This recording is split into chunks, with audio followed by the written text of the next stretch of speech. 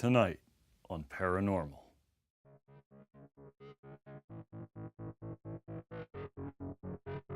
So we are racking and rolling on 8 cameras. You know, the Palazzo family isn't coming back. I feel like a little more uncomfortable than I did before. The camera actually shook.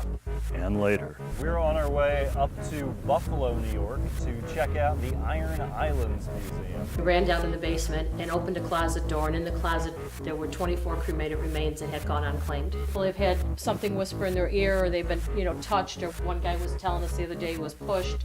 Is there somebody down here with me? I keep hearing movement in the direction of the hallway. That sounded big.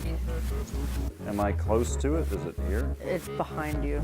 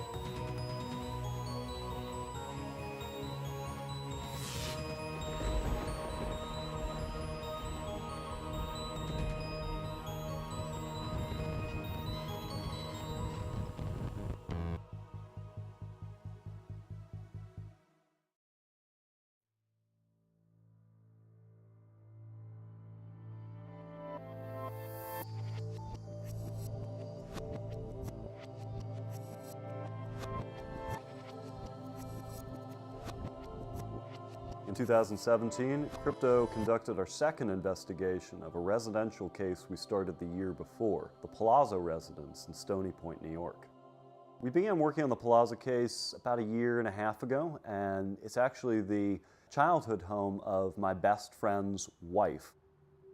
The Palazzo residence was built in 1793. It was originally lived in by the Belding family and was later lived in by Everett Knapp, who was the gamekeeper of Rockland County. Family has reported claims of footsteps, objects moving on their own, cold spots. I know the sounds of when somebody is walking and when somebody is not in the house, and just like the normal, wear and tear of the house and the creaking for a house settling. I know the difference between the sounds. But I'm sitting in the room and I can hear definite footsteps of somebody walking from one end of the upstairs to the other end, and there's nobody else in the house. Kind of throws you off, kind of makes you want to go upstairs and check, and when there's nobody up there, like nothing to me making that noise, it freaks you out. I know that she said that she has felt like her grandfather with her.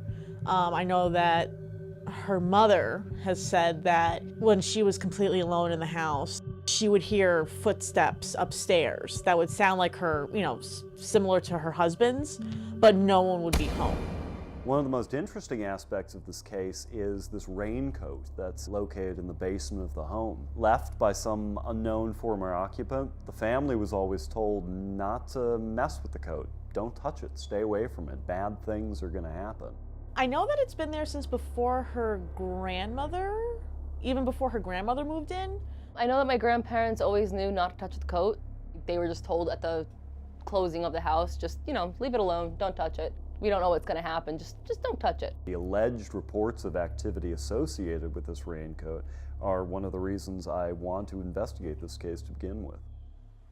Our first investigation of the Palazzo residence was fairly typical. We tested various environmental factors and tried to recreate claims. All right, so there's a vent here by the bed. Lauren, is that the sound? Like if you walk across the room? Yeah. Okay. Donna, Rob, and their son Robbie currently live in the house. Lauren and Stephanie moved out about 6 months ago.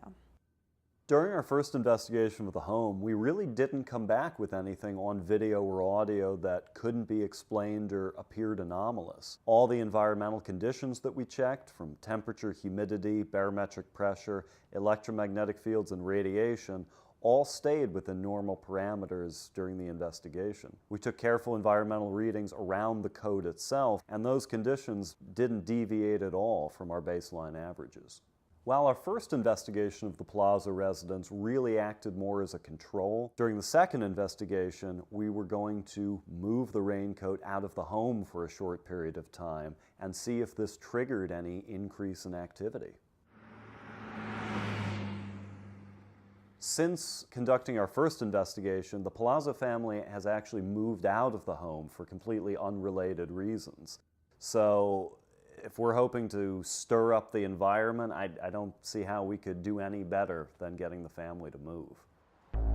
On our second field investigation of the Palazzo residence, we set up cameras and motion sensors and audio recorders in every single room of the house. Pam wasn't due to meet me at the location site until later that evening, so I was met by my friend Stephanie.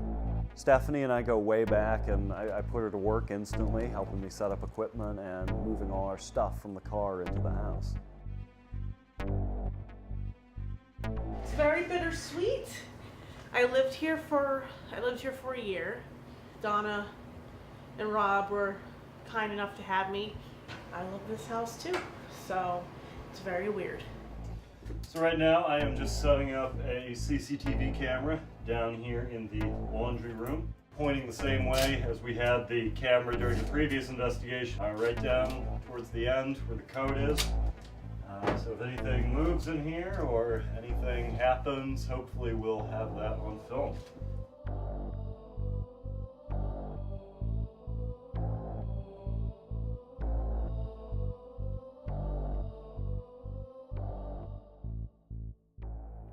Okay, so we are rocking and rolling on 8 cameras. We've also got an iPad set up in the master bedroom where the sound of footsteps have been reported. And I've got a data logging app set up on the iPad connected to an audio recorder, an EMF detector, and a vibration sensor. So if there are any changes in electromagnetic field or any vibrations detected, this will instantly begin recording an audio feed. After I got the cameras, audio recorders, motion sensors, and other gear online, Stephanie and I basically just sat quietly and monitored the location.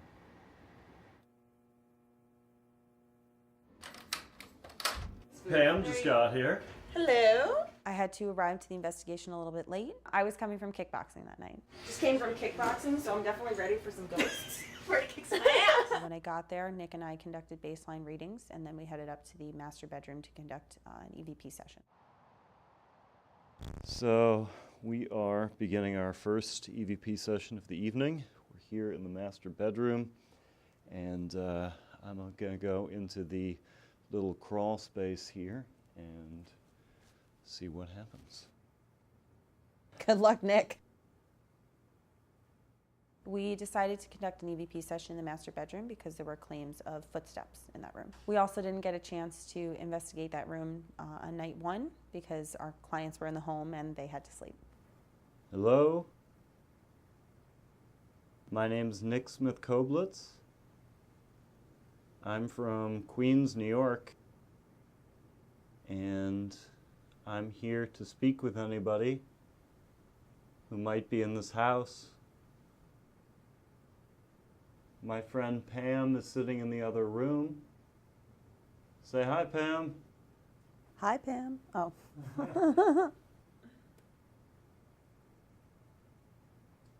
Really like some company in here. Did you used to live in this house? Must be strange seeing the house so empty. Are you upset that anything has been moved?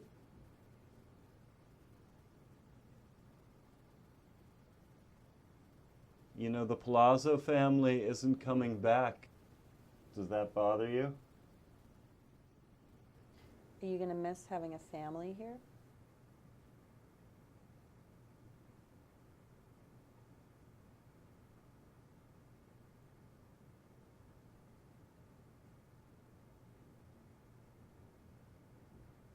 Pam, I'm gonna move. It's crazy dusty in there. I think I might go and chill in the little office for a few minutes, see how it goes. It's Nick going into the office room with the other crawl space in it.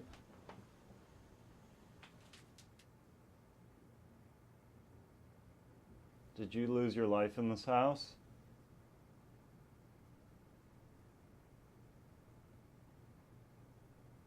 If you did, can you tell me how and when? Do you know the Palazzos? What about the Knapp family?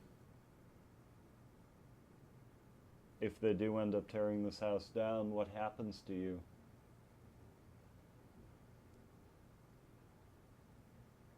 Will you still be here? Or do you have to move on?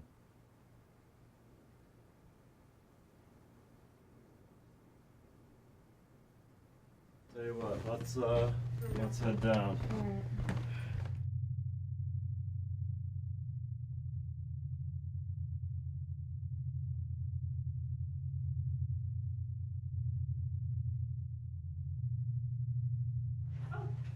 Here's Lauren.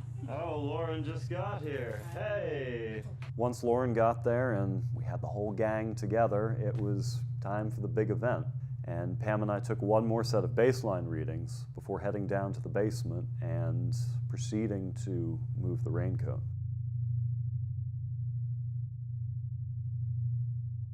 Are you ready for this?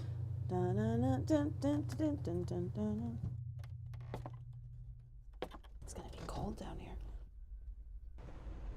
Just watch your head. Entering the laundry room.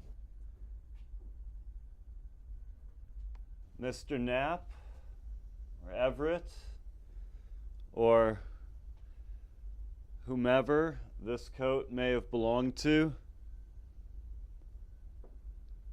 I'm here to let you know that I'm going to be taking this coat away.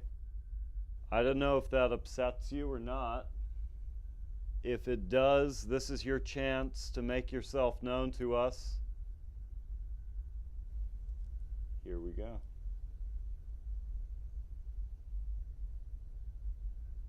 It's cold, firm. You can feel the dust. What's the bug situation like? They're crispy, just the way I like them. Does it bother you, what I'm doing right now?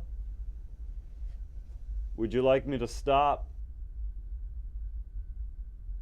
I've waited a long time to do that. This is your last chance. If you'd like to try to stop me. I don't mean any disrespect by what I'm about to do. If you have anything you would like to say to us, you can say it now.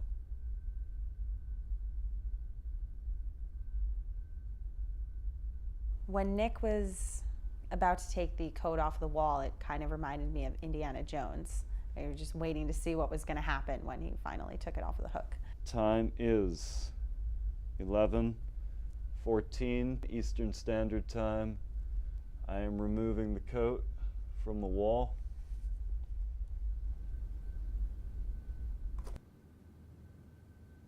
Oh boy. The fun has just begun. Oh boy, that is dirty. Is there a name in it? I'm looking now. I don't see any evidence of a tag. And we're now going to remove the coat from the location and let the equipment keep rolling, see what happens.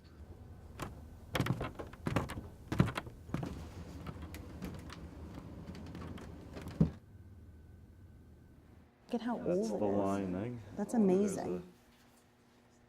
Oh, we've got a tag. We do? Let's get this on film. We've got a tag. We can now date it. Is there a date on it? Alvinette Bona S. Rubber. Do you know my property lines? How long has it been since it left the property?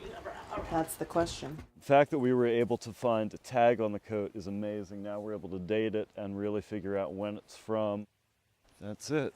It is out of the house. I mean, it may not have been out of the house in 50 years or more.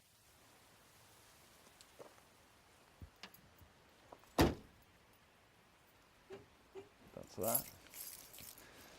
Now we'll just have to wait and see if there is any effect in the environment, any change, or if we notice an increase in activity.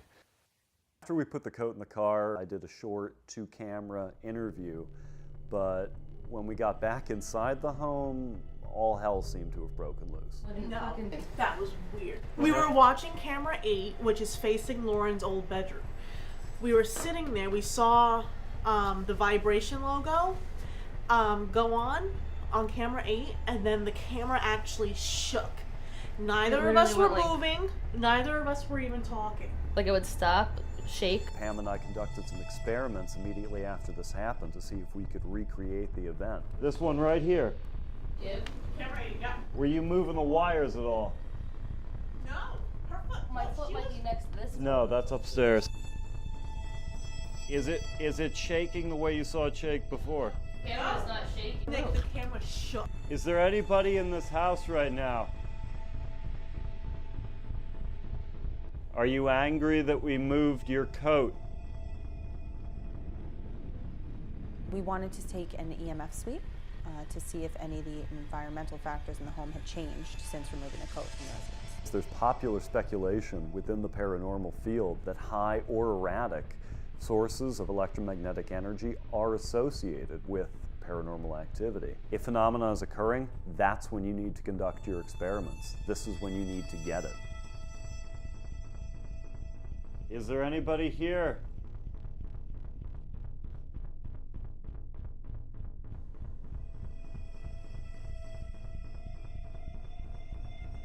No, I don't know if it's like an adrenaline thing, but I feel like it's a good thing to point out.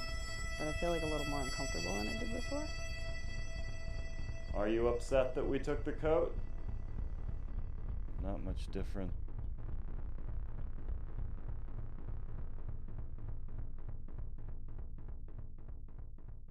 So I had to leave a few hours after we moved the coat because I unfortunately had to go to work the next morning. Definitely disappointed that I didn't get to spend the whole night in the house after moving the coat. I remained in the location for a couple more hours with Stephanie and Lauren and continued to investigate. So you want to start upstairs, you said? Yeah.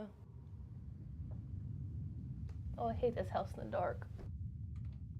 Booty shot. Doing a final walkthrough of the house now. The last thing we did on site that night was conduct a final walkthrough of the home with Stephanie and Lauren. I used to sleep here when it was my grandparents' house. The little bed would be in the corner. The creepy Alfie doll over here. This room's not that hard to say goodbye to, but it's still weird.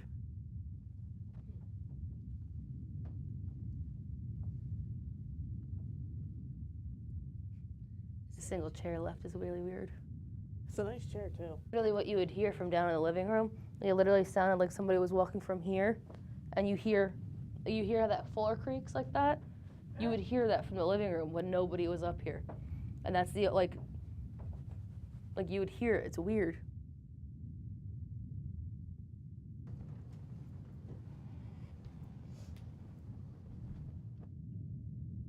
It was a bit emotional, I have to say. You know, I was watching my friend say goodbye to her childhood home, knowing that she'd never go back there again.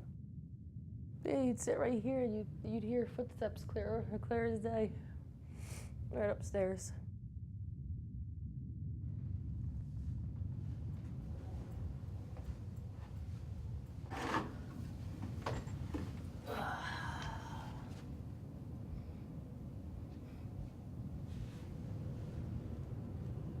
Even if it is a glorified closet, I'm still gonna miss this room. I think I painted with a flower on the wall because my Aunt Karen used to have a flower painted there. It was always my safe spot.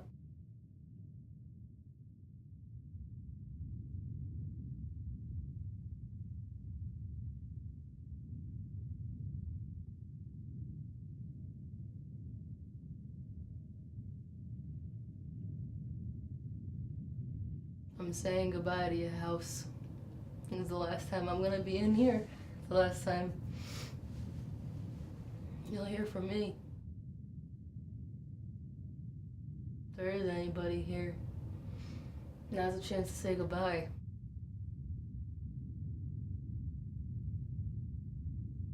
Whoever you are, I know you've taken care of the house.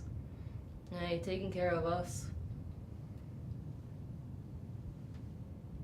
Personally, I think I'm gonna miss you.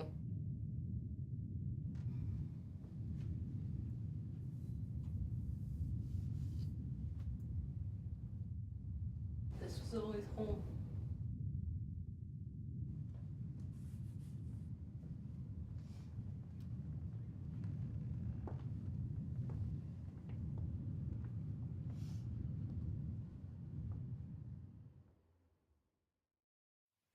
We're going to leave some equipment, cameras, audio recorders, and our data logging iPad upstairs in the master bedroom throughout the night.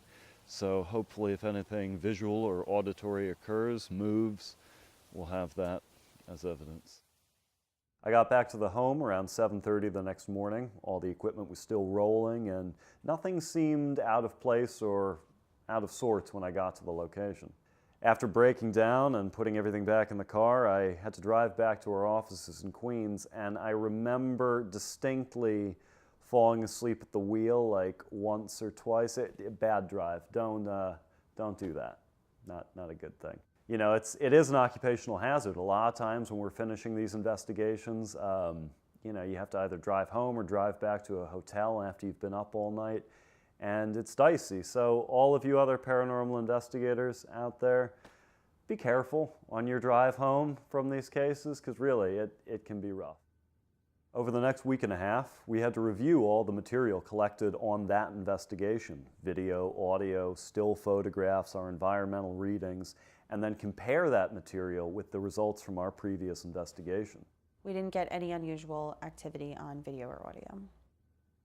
All of the environmental conditions that we checked, temperature, humidity, electromagnetic fields, and the rest, remained within normal levels during the investigation. When we reviewed the evidence from the data logging app in the master bedroom, we discovered that the recorder had actually registered a constant vibration in the home over the 14 hours that the unit was recording. This is really interesting. This shows that the wood is indeed expanding, contracting, and physically moving, creating vibrations. These vibrations could very possibly be causing the sound of footsteps that the family's been reporting.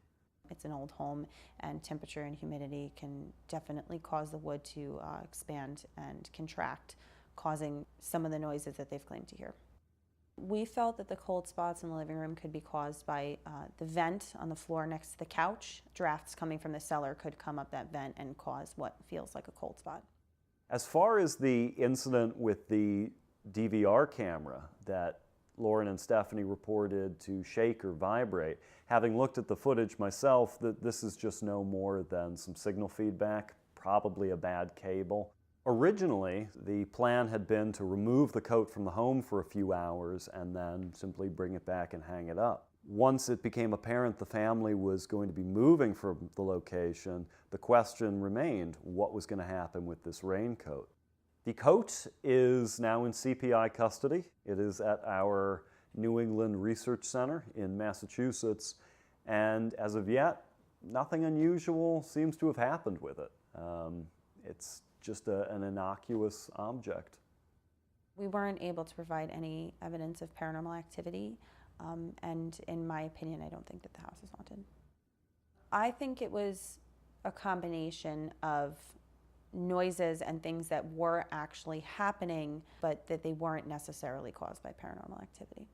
As far as the Palazzo house itself goes, I really can't say the location is haunted. I never saw or experienced anything there to indicate to me that it is.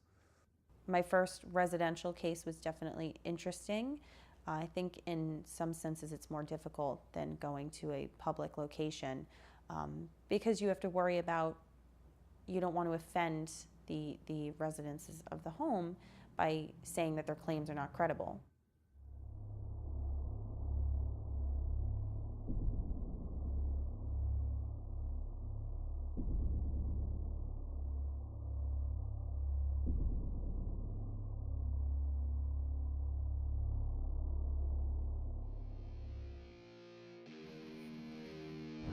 So it is Saturday, April 15th, 2017, and we're on our way up to Buffalo, New York to check out the Iron Islands Museum. I've heard a lot of really interesting things about this place. There's a lot of reported activity there, shadow figures, full-bodied apparitions, a lot of photographic orbs, and a crazy amount of EVPs. Everybody seems to get EVPs from this place. We're going to be investigating the museum 2 nights in a row. Tonight we're going to be met by a volunteer who works there, who I think is going to give us a tour. I'm excited. The Iron Island Museum is a former Methodist Episcopal church turned funeral home, now museum, located in the city of Buffalo, New York. We began working on the Iron Island case about 2 years ago, gathering historical information. I've wanted to check the place out for a long time because it's supposedly an extremely active haunted location, and I think there's some really interesting research potential there. Unfortunately, I had a family emergency, so I wasn't able to make the Iron Islands investigation. I was definitely disappointed that I didn't get to go. The Iron Island Museum is located in an area of Buffalo known as Lovejoy. This district is a pretty working class community, and many of the families who live there have worked or continue to work in the rail industry. Iron Island takes its name because the neighborhood of Lovejoy is surrounded on all sides by railroad tracks, making it an iron island.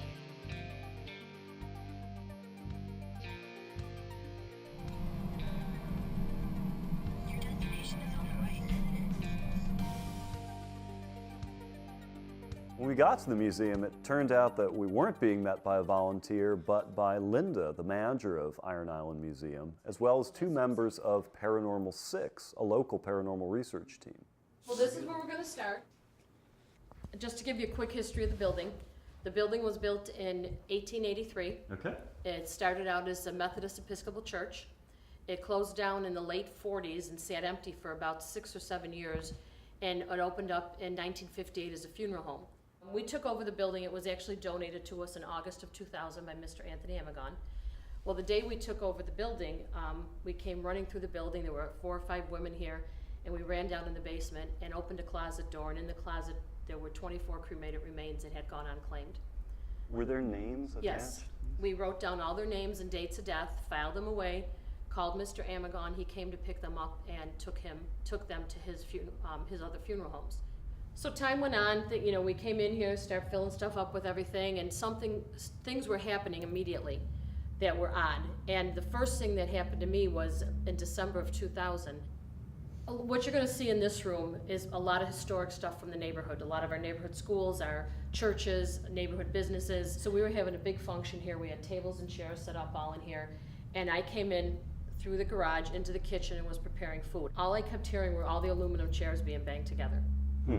And I left the building and I called our other volunteer and I said, you need to get over here immediately because I am not going back in there. She got here, we came up front, and nothing was moved. This was the first thing you personally experienced? Me personally, and this was 5 months into us being here. And then another volunteer of ours, Rose, would be here and things were happening to her, but she never talked about it. One of the things that happened with Rose is that she had come here and there was a picture on this table. And she'd be sitting in the back waiting, people to come in, and she heard some noise, so she came up here and the picture was on the floor, sitting straight up. It hadn't fallen off, it was sitting straight up. Did it have one of the back props like this? Yep, And it was sitting? It was sitting straight up on the floor. So she put the picture back up, went back in there, and then when she went to leave for the day, she came up here and the picture was sitting back on the floor.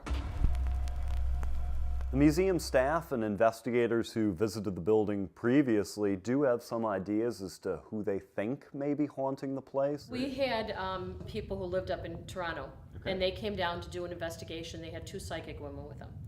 And I'm not a real big psychic person. It is what it is. You kind of have to take everything with a grain of salt. And they came in here, and they were in this particular room, and they said that they felt that there was this little boy in here. They said he was 6 years old, and his name was Tommy. I mean, they had specific information. Well, Mr. Wozniak, who was the original funeral home director, left a box of all the records from the 60s of everybody who was waked out of here. So one day we were sitting around and I started flipping through the records, and sure enough, there was a little boy by the name of Tommy Colangelo that had died at the age of 6 of leukemia, and he was waked in this room. And Tommy is definitely still here. And my sister had said to us, well, why don't you write to ghost hunters? This was in 2007. Okay. So in September of 2007, we wrote to ghost hunters, and within 24 hours, they responded that they were going to come here and do an investigation. Okay. So they came here and investigated in June of 2008. We were their season opener September 3rd, 2008, with over 2.7 million viewers. And I swear every single of the 2.7 million people have been through this building since then. But after that show aired in September of 2008, Chip Coffey came here in August of 2009. You know who Chip Coffey is, I'm sure. He came in here and he was telling me how he felt in each room. He came in this room and I was recording and he said, there's a little boy in here, he's 6 years old. And I immediately went to Tommy. And he said he died from drowning. And I'm thinking, well, that wasn't Tommy. And he said he doesn't stay here a lot, he goes back and forth. And again, you just kind of shrug this stuff off. After he left, I flipped through the records.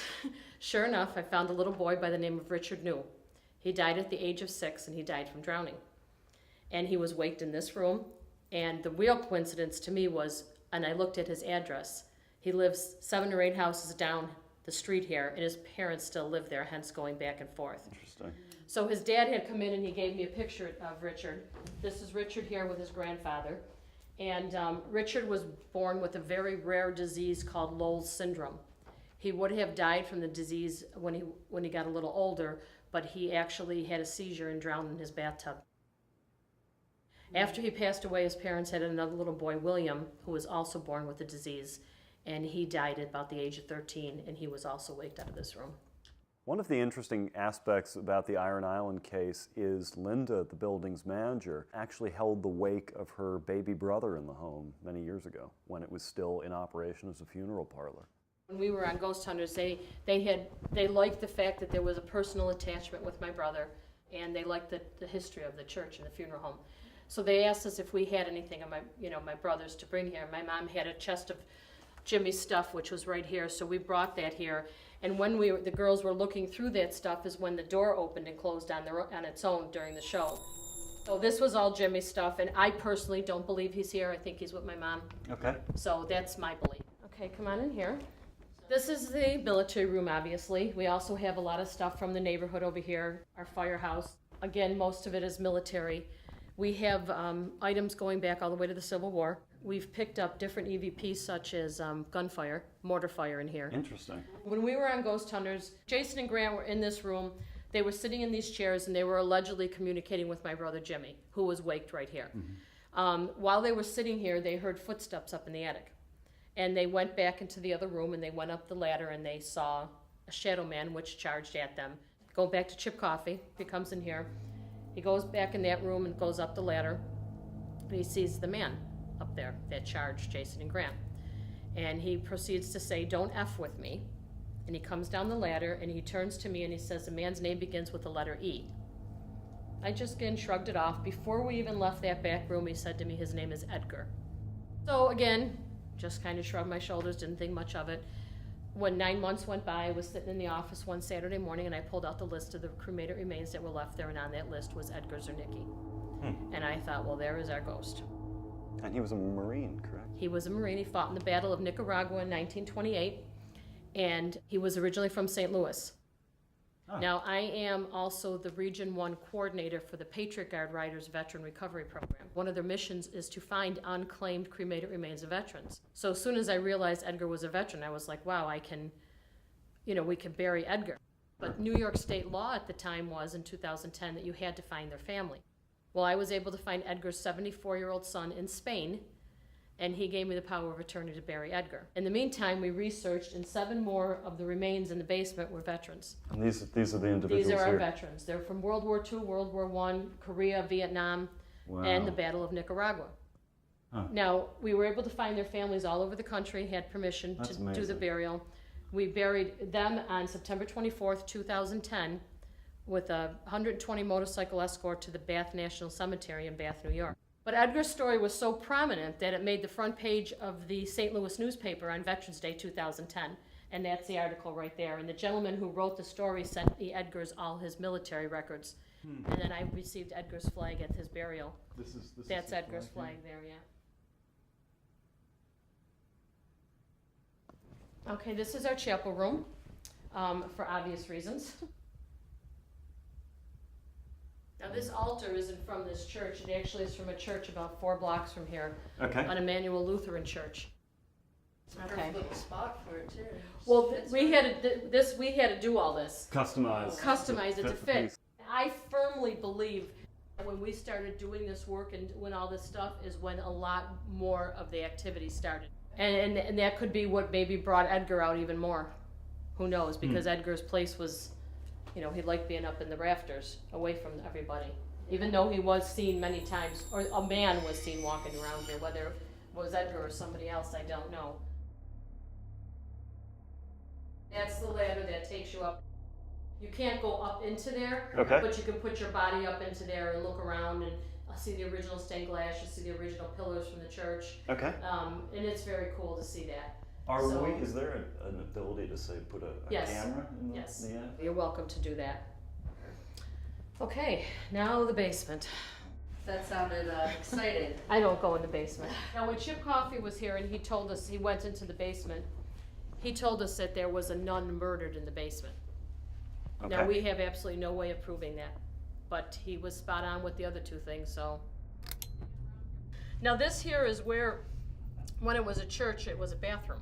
Okay. You can see some of the plumbing here. Original plumbing. And there was a closet here, and this was where we found the remains, was in this closet that was here.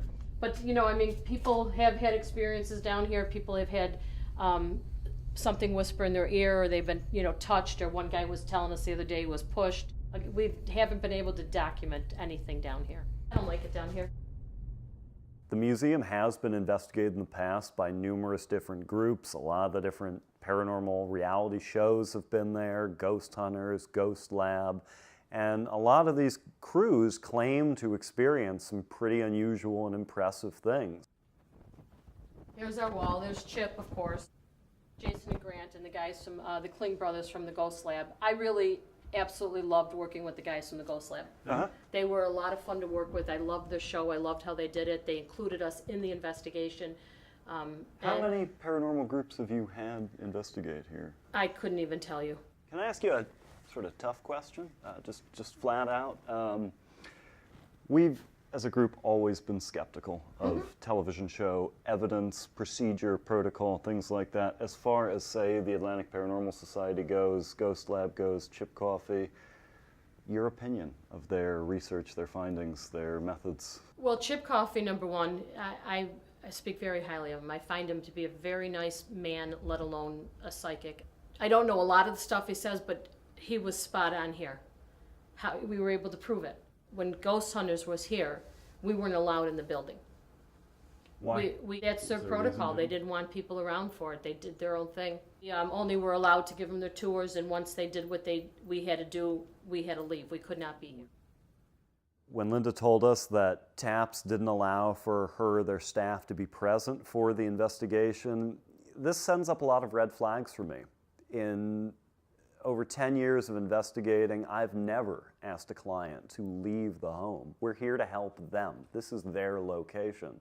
Sending the location owner away, what are you trying to hide? What do you not want them to see? Way into this room over here to your, it'll be... Linda and the tour that she gave us was actually quite impressive. There was a lot of different elements going on. Vanderbilt. Okay, here's... Linda seemed very down to earth. She's very knowledgeable on the building's history and the objects within the museum. Let's see. We got the password here. This is my cell phone number, Okay. right here. Linda, I can't thank you enough Oh, for you're welcome. letting us in and giving us a tour. Yes, you're very It's welcome. An amazing place. You're very welcome. Good. Have fun. After Linda handed over the keys to us and headed out, we continued to tour the building with the members of Paranormal 6, and they filled us in on some of the research they had conducted at the building. We had ours set up here, that way we can get shots of rooms. Yeah, going in and out of the rooms. Makes sense? That way if anything's peeking out the rooms, or Makes sense? that's what we did. You want to give that a shot? We'll see how it looks. Yeah. My impression of Paranormal 6 is they definitely seem to know their stuff. Definitely seem like a good group to collaborate with in the future. As far as equipment goes, we brought 8 cameras for DVR. as well as audio recorders and a laser grid system in the main hallway. A laser grid is a specialized unit that projects a sequence of laser beams into a location. Any solid object or anything with mass that breaks these beams will become evident.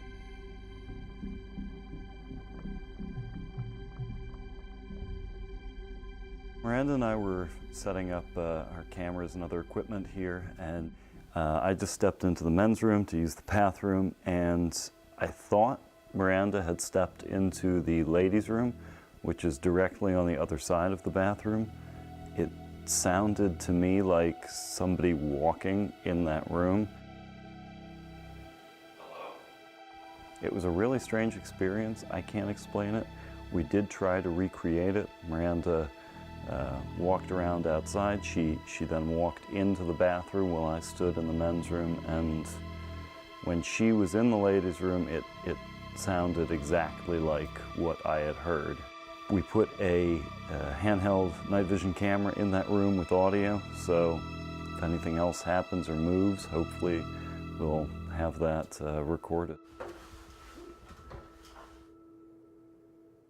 While Miranda and I were looking in the room that has the ladder in it, she was up the ladder looking in the attic, and the two members from Paranormal 6 thought that they had heard footsteps coming from the hallway outside. Yeah, when you guys were up there, it sounded like somebody was walking down the hall. Then that's not possible. I locked the back door. With the help of Paranormal 6, we got our cameras and other equipment set up and rolling, and then they headed out and left us to investigate. The first thing we did was conduct a basic walkthrough of the building with the lights on, just so we could see the layout and conduct some experiments to see if we could come up with natural explanations for the claims of activity there. Okay. Wait, can you walk back over there for a second for me? When you step right here, you make stuff creak over here. Okay. Just so you know. And this moves when you step over here. Yeah, right. If you walk right here, I hear movement of artifacts in this area. One thing we noticed instantly was that outside sounds from the street, car traffic, just bleeds right through the walls. And that can create some real issues if you're trying to do audio recording, and may account for some of the reports. During our initial sets of baseline readings, one thing that became apparent was an extremely high level of AC, or alternating current, electromagnetic radiation on the first floor and in the cellar. I hear humming, Yeah. like a high voltage. Yeah. Upon going down to the cellar to investigate, Miranda and I discovered that a cable that runs sort of diagonally from one end of the building to another is giving off a very high electromagnetic field. Interestingly, this cable runs directly under certain parts of the building where investigators in the past have claimed to report unusual electromagnetic readings. Still haven't found what's humming. It's one of these electrical things.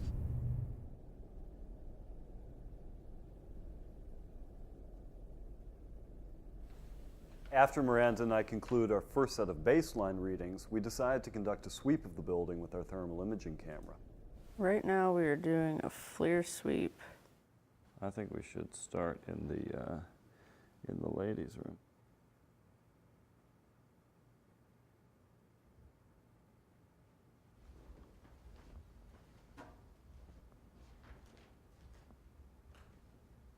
What is that? What? Red heat from something. Looks like it's on the wall. All right, stay where you are. To my right or left? Right.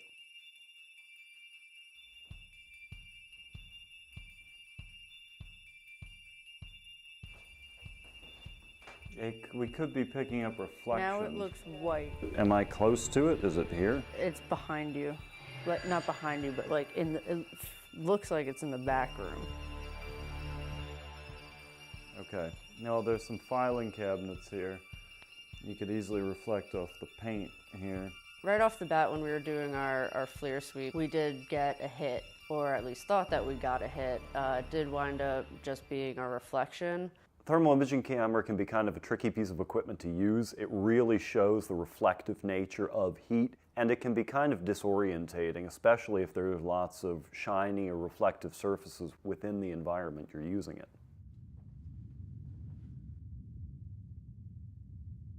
Oh, yeah. The infamous ladder. Look for any animals or anything anomalous.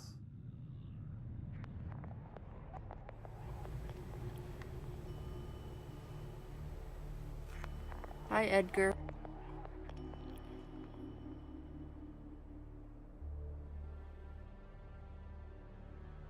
When I had Miranda go up the ladder to check out the attic with the thermal imaging camera, we were really looking for any animals, any moisture damage, or anything that could be causing the phenomenon that had been reported up there. The window looks cool.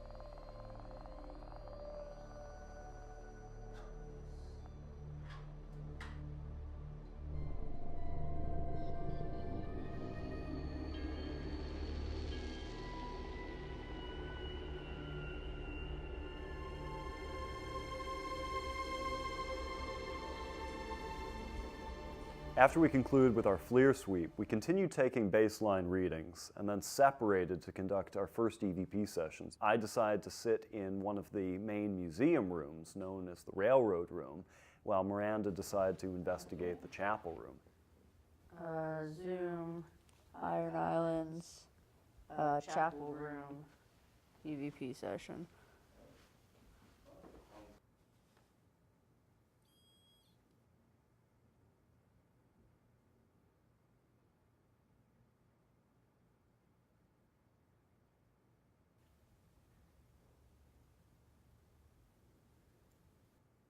Good evening. My name is Nick Smith. I'm from Queens, New York. Is there anybody in here right now? I think you know why my friend Miranda and I are here. I know that you get lots of visitors like us. Is there somebody here? Would you like to come and join me? We don't want anything from you. We just would like to communicate and see who's here. And if there is anybody in this building, would you be able to tell me your name, please?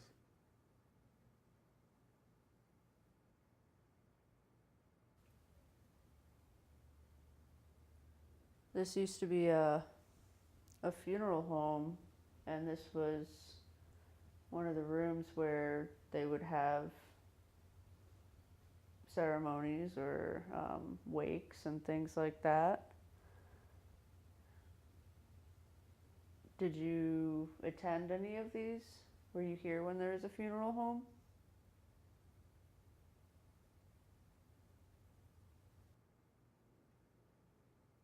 That's a train going by outside.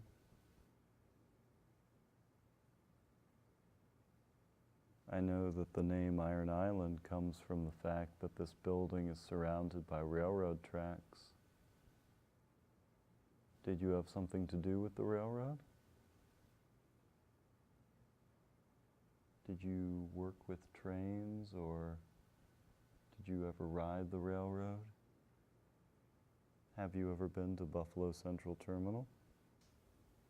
I know that a lot of different groups come here and try to interact with you or catch things on camera and all of that. Does that bother you?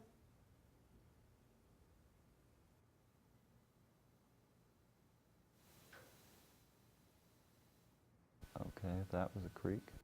Sounded like it came from this direction.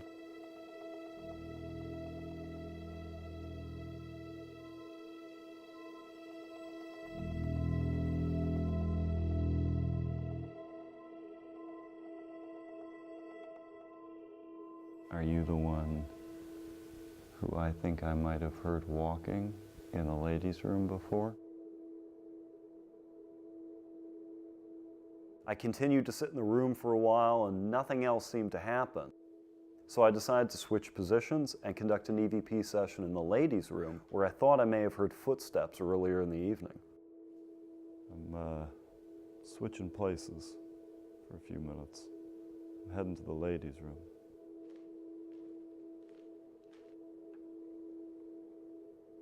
Opening door.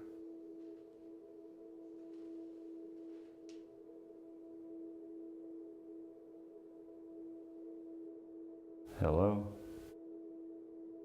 Is there anybody in this room with me? Edgar, if you're here, can you maybe make a sound or knock or say something?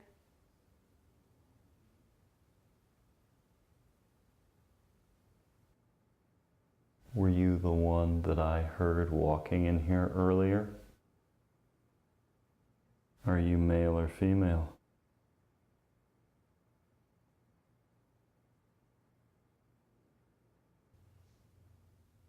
Come on, Edgar. Where are you?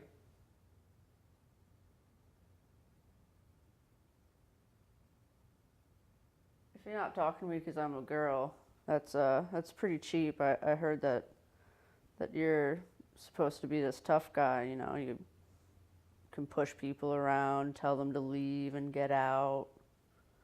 During my EVP session in the chapel room, I did wind up doing a little bit of provocation.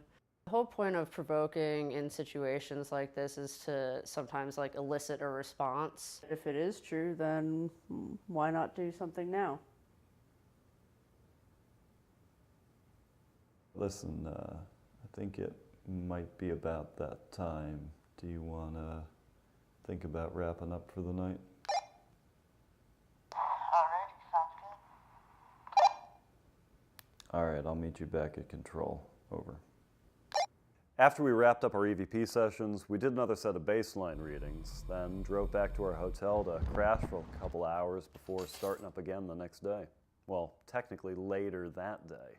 After the first night at Iron, I definitely say I was pretty exhausted. Going into an investigation right off of a drive that long is definitely has its wear on you. Which one did they say is nastier? Going under? On the second day of the investigation, we returned to the site around 3 o'clock in the afternoon. We were met by Linda, who shared some more of her stories with us, and then we continued with baseline readings and decided to do an equipment check. While I was checking cameras in the hallway, I began hearing some strange scratching sounds coming from the attic above me. Iron Island, 6:38. Keep hearing sounds coming from right up here in the attic. Definitely sounds like an animal to me. Hello?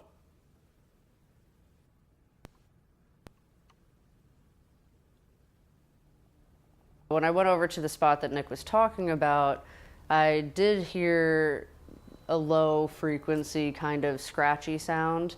It did sort of sound like there were animals in the walls. But it sounded big.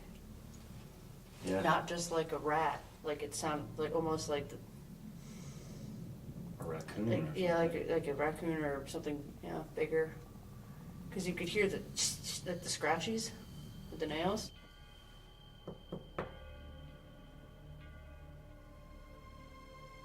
Hello?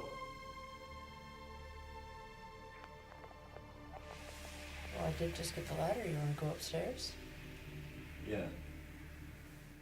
On the second night of our investigation, Linda had actually given us permission to investigate in the attic, an area most investigators don't have access to.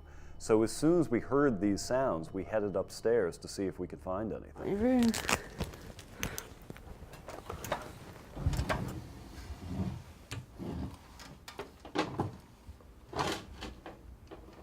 I hear.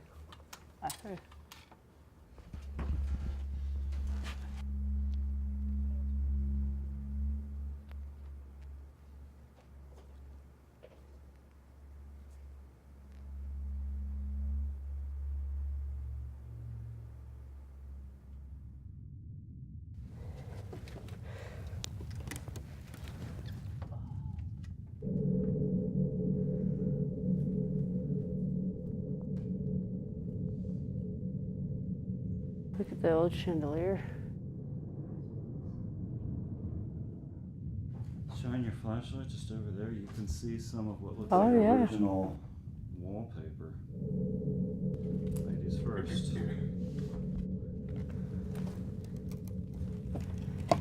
Wah. Wah. Wah. You got it?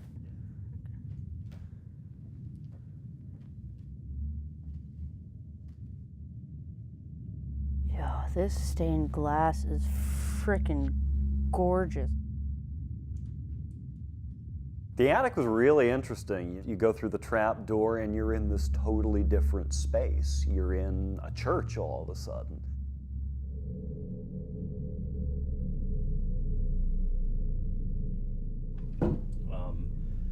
Be really careful here Okay.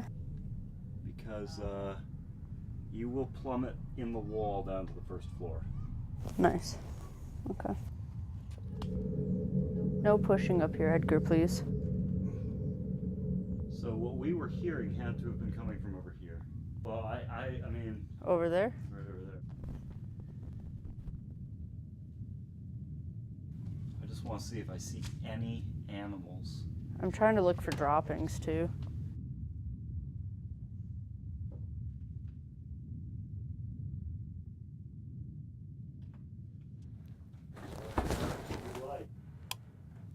Hey, that is sick.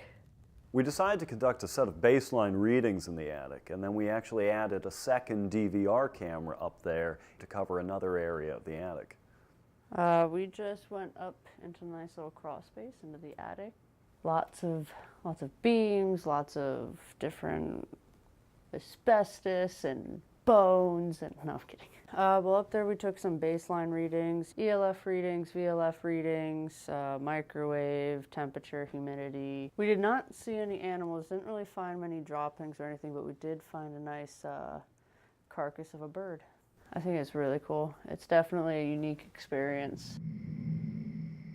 Miranda and I continued to do baseline readings, and then we separated to conduct an EVP session. I decided to sit in the military room, while Miranda decided to sit in the railroad room where I had been the night before. So, hello again. If you remember us from last night, my name is Nick. And I'm Miranda. We traveled a very long way to come and see this place. Do you like that Linda and her mother turned this into a museum?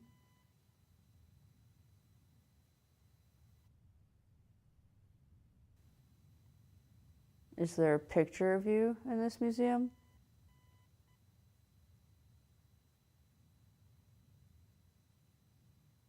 Or maybe something that used to belong to you? How many people are in this building?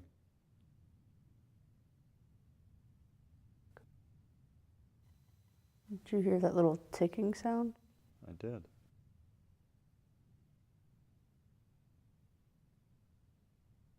Did you just make a noise?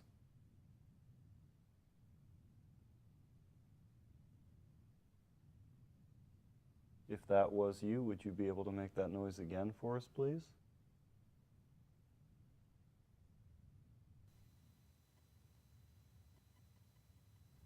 I've heard and I've been told that there may be some children here.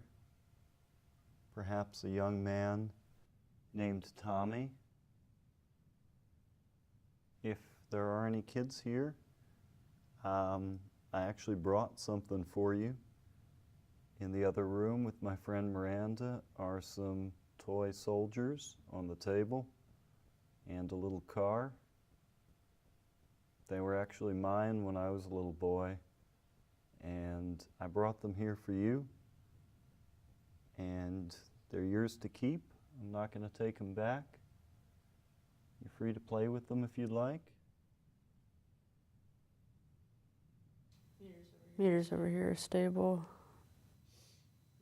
VLF seems to be 0.02, 0.03, going back and forth, but low. Tri-field's not moving at all.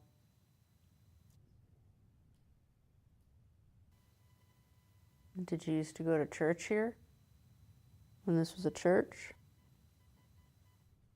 Is there a gentleman here by the name of Edgar? Edgar Zernicki?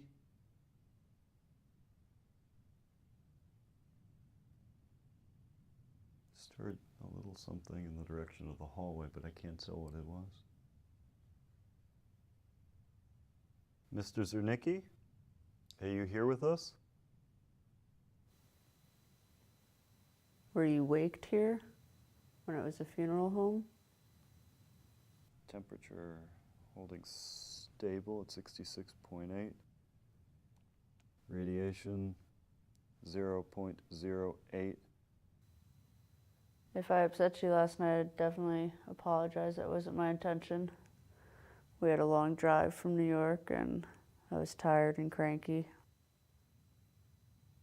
So I apologize. Can you hear that, Miranda? Yeah, I think it's coming from outside. I keep hearing movement in the direction of the hallway. At that current time, I didn't hear what Nick had thought he'd been hearing. Hello? Anybody walking around in the hallway? EMF reading is steady. Radiation has dropped to 0.005 microrotagen. Is there a little noise behind me? I heard it from like the right of me and up. Later on during the EP session, we did both hear noises that seemed to be coming from the attic. Is there anybody up in the attic? There is.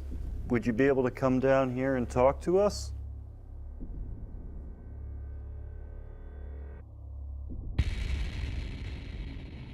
After doing EVP, we took a set of bass lines and then wound up splitting up. Nick went up into the attic and I took the basement.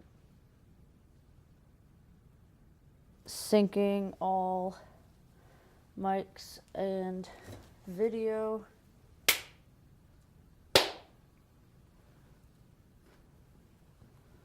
Okay, I'm all synced up. I set up a bunch of meters, an EMF detector, a Geiger counter, a digital thermometer, and an audio recorder, and then I pretty much just sat and observed the environment for a while. I know a lot of people have claimed to hear somebody walking around up here. Is that you that they're hearing?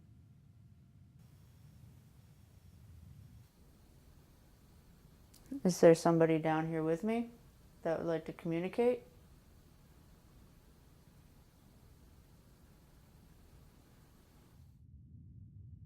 Edgar? Are you up here? Mr. Zernicki?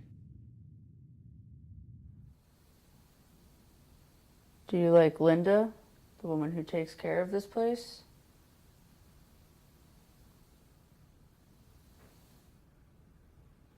Was that someone responding, or is that just a crackle? If it's you, could you please try to do it again, maybe 2 sounds, one after the other, so I can know that it's you and not just sounds of an old building?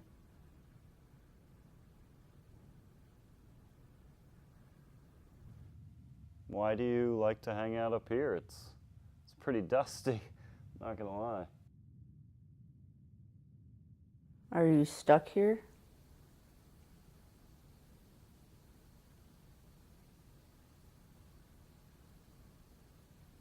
Is there something holding you back from leaving this place? Radiation 0.09. There's a little bit of fluctuation in EMF, about 0.5 milligauss.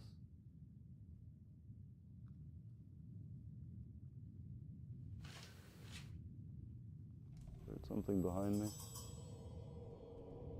Hello?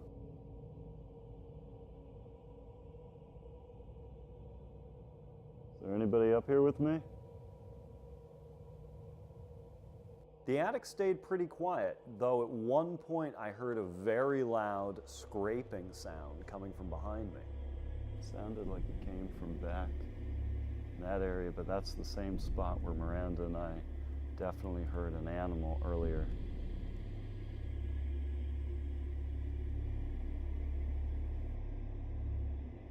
Sitting in the basement was definitely very unsettling. There was like a huge gape in the wall that, in my mind, because I've watched a lot of horror movies, like just seemed very creepy and eerie, like something was gonna crawl out at me.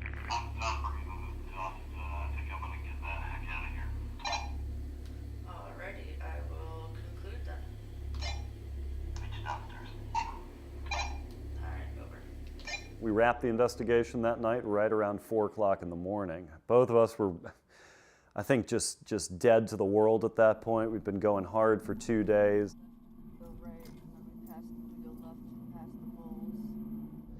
So it's about 4:45 in the morning on April 17th, and we just wrapped our 2-day investigation of the Iron Island Museum. We've got a lot of stuff to go over the next few weeks. The cameras were left rolling for over 24 hours. Yeah, I had a blast. Just can't wait to get back to the hotel and crash for 2 hours, and then we get to drive back to New York. Always fun times. Always fun times. It took a little over a week to review all the evidence from the Iron Island investigation. As far as debunking goes, when we were doing our initial sweep, you know, we would walk around the different areas and kind of feel out where the floorboards were weak, and also just to try to see if things along the walls or on some of the cases would move or, you know, make sounds. One of the claims of activity we looked into was the picture that Linda said had fallen off a table in the railroad room. Miranda and I spent some time shaking this table and walking around different parts of the room, seeing if footsteps or vibrations could have caused the picture to fall. Although that picture stayed perfectly stable, other objects in the room did seem to shake and vibrate when you walked around. Unfortunately, we didn't come back with any video evidence, nothing on thermal or any of our handheld or CCTV cameras. A few of the sounds that we had heard during the investigation we were able to catch on audio. Unfortunately, the sound of what was probably an animal on the second night of the investigation we failed to document. I feel really strongly if there is an animal up there in the attic, this is what's causing the sounds people have reported. When I was down in the basement doing EVP, there were a few different times where I thought that I would hear like little tapping sounds or something. And when that would happen, I would ask, you know, to whoever was around me if they could repeat the sound.